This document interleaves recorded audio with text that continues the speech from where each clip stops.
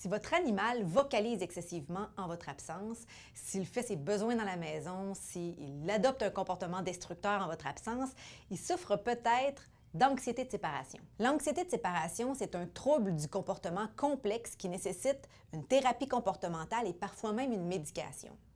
On doit intervenir parce que c'est une maladie, puis c'est inconfortable pour l'animal. Par contre, chaque cas est différent, donc vous devez consulter un vétérinaire pour établir un plan de traitement qui est adapté à l'animal en question. La première étape consiste toujours à poser un diagnostic et il y a une seule façon de le faire, c'est de filmer votre animal en votre absence. Les erreurs à ne pas commettre si votre animal souffre d'anxiété de séparation, c'est de le punir pour avoir grugé un meuble ou uriné dans la maison, par exemple.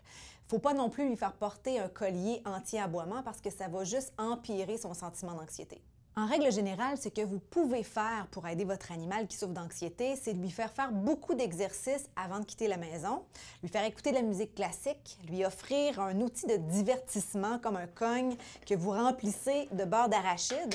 Ça va le divertir pendant un certain temps quand vous allez quitter la maison. Donc, il va oublier que vous êtes parti.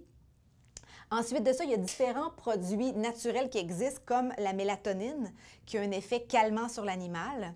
Les colliers de phéromones apaisantes, en fait, c'est une sorte d'hormone qui a un effet calmant sur l'animal. Vous pouvez aussi utiliser une diète spécialisée comme la nourriture calme qui a un effet aussi apaisant. Mais au-delà de tout ça, l'important, c'est d'établir une thérapie comportementale avec un vétérinaire.